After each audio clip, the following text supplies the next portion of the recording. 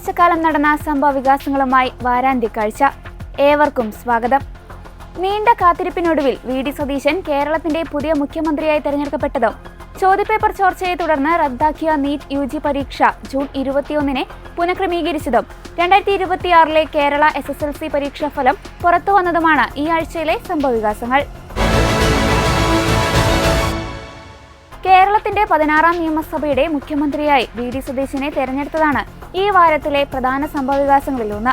നിയമസഭാ തെരഞ്ഞെടുപ്പിലെ കോൺഗ്രസിന്റെ വിജയത്തിന് പിന്നാലെ 11 ദിവസം നീണ്ടുനിന്ന അനിശ്ചിതത്വങ്ങൾക്കൊടുവിലാണ് ഹൈക്കമാൻഡ് ഈ തീരുമാനത്തിലെത്തിയത്. MLA-മാർ, MP-മാർ, മുൻ അധ്യക്ഷന്മാർ എന്നിവരുമായി നടത്തിയ വിപുലമായ ചർച്ചകൾക്ക് ജനവികാരം പരിഗണിച്ചതിനും ശേഷമാണ് സതീശനെ നേതൃസ്ഥാനത്തേക്ക് ഉയർത്തിയത്. വിദ്വേഷ പ്രചാരണങ്ങൾക്കെതിരെ വിട്ടുവീഴ്ചയില്ലാത്ത നിലപാട് സ്വീകരിക്കുമെന്നും മതേതരത്വത്തിൽ അടിയുറച്ച കേരളത്തെ സംരക്ഷിക്കുമെന്നും നിയുക്ത മുഖ്യമന്ത്രി പ്രഖ്യാപിച്ചു. മതേതര കൂട്ടായ്മ അത് തിരുവനന്തപുരത്തിന്റെ മാത്രമല്ല, കേരളത്തിന്റെ അഭിമാനമാണ്. അവരെല്ലാവരും എല്ലാ കാലഘട്ടത്തിലും ഏത് സംഘർഷം ഉണ്ടായാലും ഒരുമിച്ച് നിന്ന് അതിമനോഹരമായ സന്ദേശം ജനങ്ങൾക്ക് കൊടുക്കും. വിദ്വേഷ പ്രചരണത്തിനെതിരായി, മതസൗഹാർദ്ദത്തിനു വേണ്ടി എന്നും നിലകൊള്ളുന്ന ഈ തലസ്ഥാന നഗരിയുടെ മുഖങ്ങളാണ് ഇവരെല്ലാവരും. അവർ വന്ന് എന്നെ അനുഗ്രഹിച്ചതിലുള്ള നന്ദി ഞാൻ പറയുന്നു. തീർച്ചയായിട്ടും അവരുടെ ഉള്ളിൽ അവരുടെ സ്വപ്നം ഒരു വിദ്വേഷ പ്രചരണവും ഇല്ലാത്ത ഒരു മതേതര കേരളമാണ്. ആ മതേതര കേരളം സൃഷ്ടിക്കാൻ അവരുടെ എല്ലാവരുടെയും പിന്തുണ ഞാൻ വിനയപൂർവ്വം അഭ്യർത്ഥിക്കുന്നു. അവരുടെ വാക്ക്, കേരളത്തിലെ ജനങ്ങൾക്ക് കൊടുത്ത വാക്ക്, എല്ലാ വിദ്വേഷ പ്രചരണത്തെയും, എല്ലാ മതവിദ്വേഷത്തെയും, എല്ലാത്തിനെയും ശക്തിയായി എതിർക്കുമെന്നുള്ള വാക്കിനൊരു മാറ്റം ഉണ്ടാവില്ല. അതിൽ ഉറച്ചു നിൽക്കും. അതാണ് എനിക്ക് ഈ ഏറ്റവും പ്രിയപ്പെട്ടവർക്ക് നൽകാനുള്ളത്. ഇവരുടെ എല്ലാവരുടെയും പ്രാർത്ഥനകൾ സംസ്ഥാനത്തുടനീളം എല്ലാ മതവിശ്വാസികളും ഉൾപ്പെട്ടവർ നടത്തിയ പ്രാർത്ഥന കൂടിയാണ് എൻ്റെ ഈ സ്ഥാനലബ്ധി എന്ന് ഞാൻ കരുതുകയാണ്.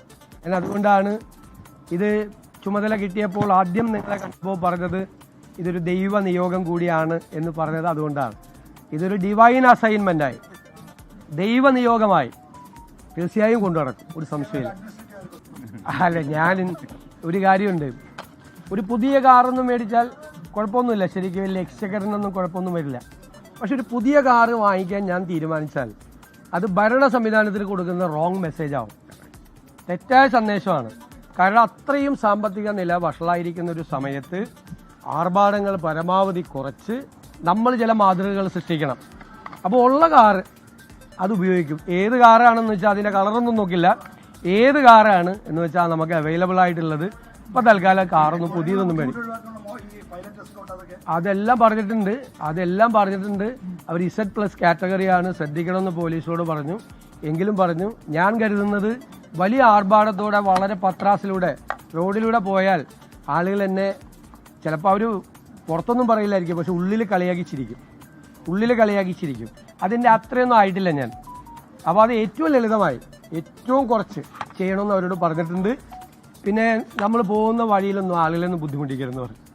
പരമാവധി ഏറ്റവും കുറച്ച് വാഹനങ്ങൾ, ഏറ്റവും കുറവെന്ന് വെച്ചാൽ വിരലിലെണ്ണാവുന്നതിന് താഴെ മിനിമം അത്രേ പാടുള്ളൂ പറഞ്ഞു. അത് ഒന്നും ഉണ്ടായിട്ടല്ല, ഞാൻ ഇതിനു മുമ്പ് പോയവരെയൊന്നും പരിഹസിക്കൊന്നുമല്ല, അതൊന്നുമല്ല. അവർക്കൊക്കെ അതിൻ്റെ ആവശ്യമുണ്ടായിരുന്നു, എനിക്ക് അതിൻ്റെ ആവശ്യമില്ല. 1. 2, നമ്മൾ ഇത്തരം ഘട്ടങ്ങളിൽ നമ്മൾ ചിലപ്പോൾ മുകളിലിരിക്കുന്നവർ അല്ലേ, കൊടുക്കുന്ന സന്ദേശങ്ങളുണ്ട്. ആ സന്ദേശം ക്ലിയറാണ്, അത് കൃത്യമായിട്ട് നമ്മൾ കൊടുക്കണം. നമ്മൾ പത്രാസും ആർഭാടവും കാണിച്ചാൽ നമ്മുടെ താഴെയുള്ളവർ മുഴുവൻ കാണിക്കും. അതിനുള്ള ശേഷി കേരളത്തിലെ ഖജനാവിനില്ല. Thank you. മുതിർന്ന നേതാവ് രമേശ് ചെന്നിത്തല തീരുമാനത്തെ സ്വാഗതം ചെയ്യുകയും സതീശനുമായി കൂടിക്കാഴ്ച നടത്തുകയും ചെയ്തു. മെയ് 18 തിങ്കളാഴ്ച രാവിലെ പുതിയ സർക്കാർ സത്യപ്രതിജ്ഞ ചെയ്ത് അധികാരമേൽക്കും. തുടർന്ന് മെയ് 21 നിയമസഭയുടെ ആദ്യ സമ്മേളനം ചേരുകയും 22 സ്പീക്കർ തെരഞ്ഞെടുപ്പ്, 29 ഗവർണറുടെ നയപ്രഖ്യാപനം എന്നിവ നടക്കുകയും ചെയ്യും. മഞ്ഞുരുകിയിട്ടുണ്ടോ?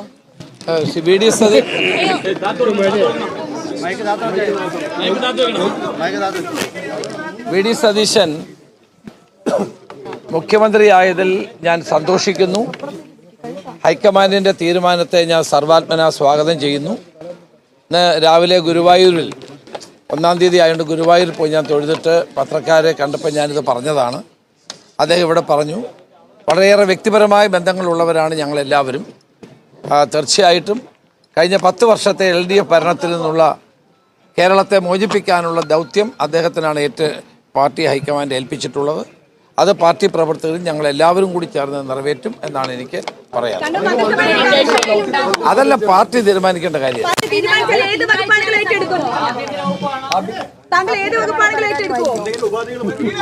ഒരു ഉപാധിയില്ല. ഞങ്ങൾ തമ്മിൽ എന്ത് ഉപാധി?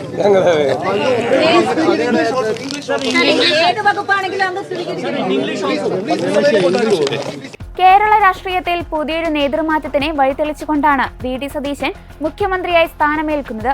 ജനങ്ങളുടെ താൽപര്യവും പാർട്ടിയിലെ പൊതുവികാരവും കണക്കിലെടുത്ത് ഹൈക്കമാൻഡ് കൈക്കൊണ്ട ഈ തീരുമാനം കേരളത്തിലെ കോൺഗ്രസ് രാഷ്ട്രീയത്തിൽ വലിയൊരു മാറ്റത്തിന്റെ സൂചനയാണ്.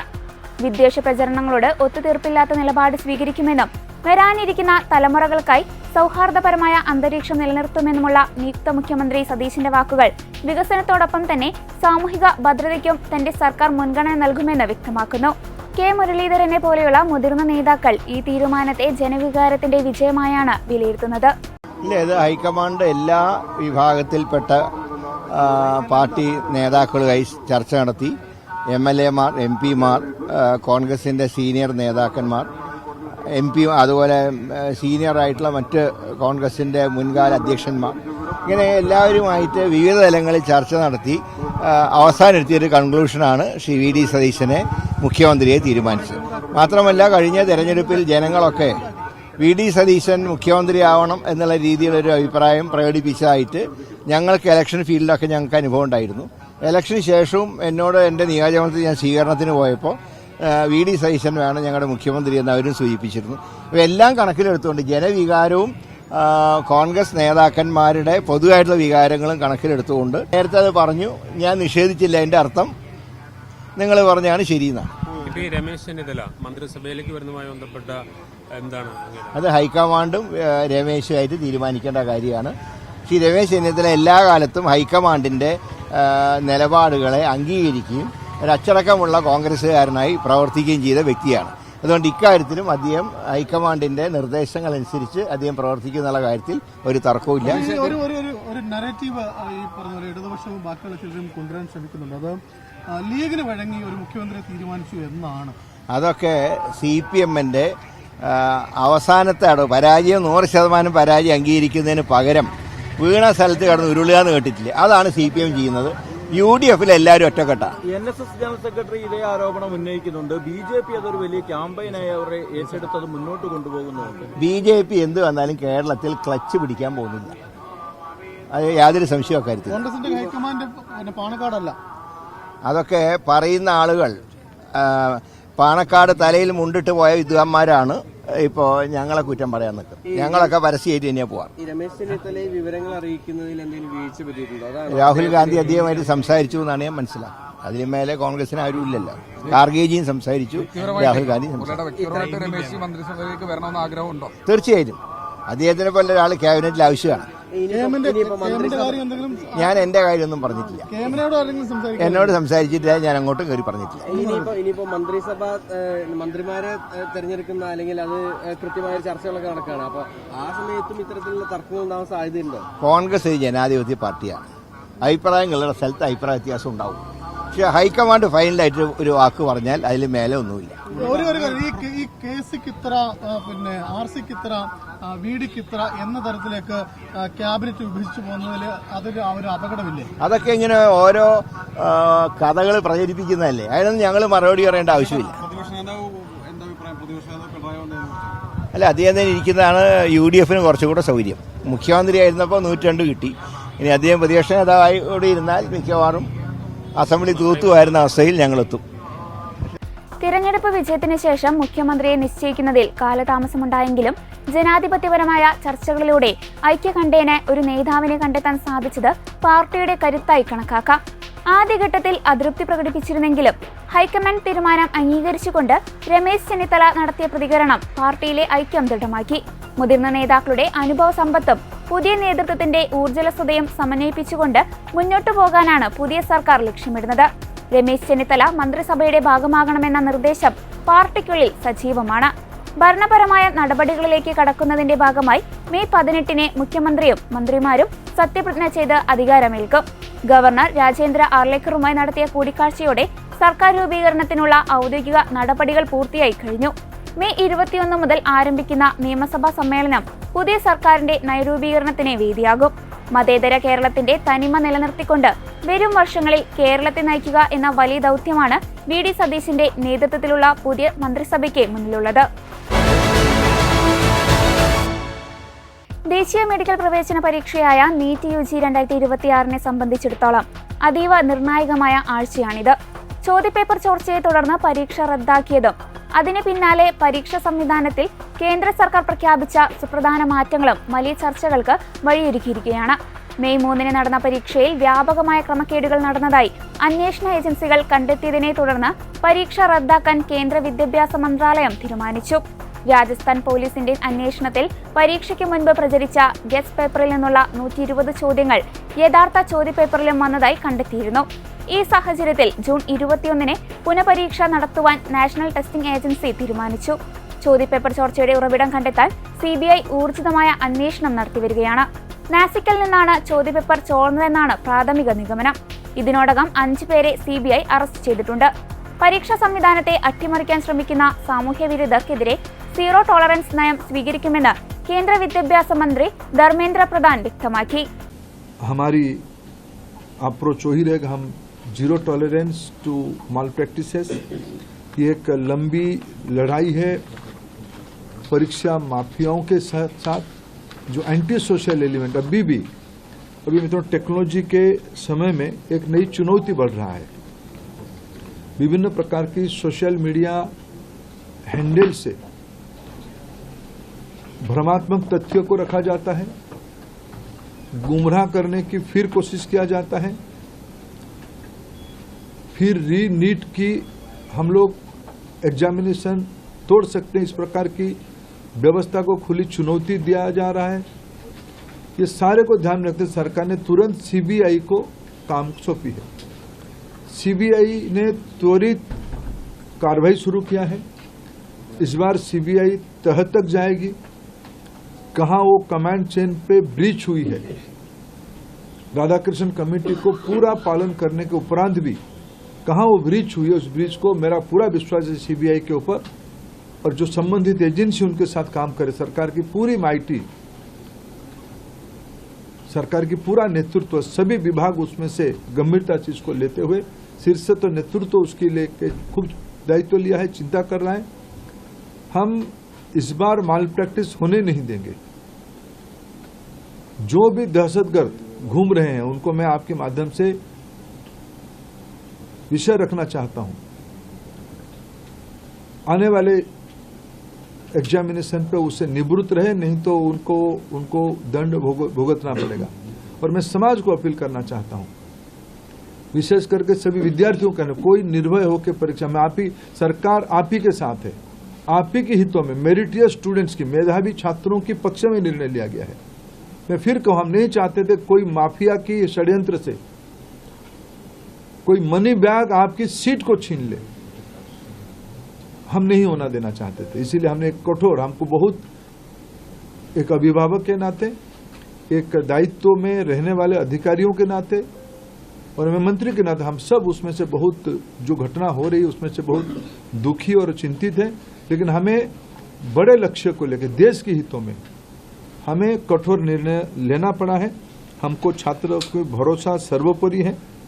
പരീക്ഷാ ക്രമക്കേടുകൾ ആവർത്തിക്കാതിരിക്കാൻ സാങ്കേതിക വിദ്യയുടെ സഹായം തേടാനാണ് സർക്കാരിന്റെ നീക്കം.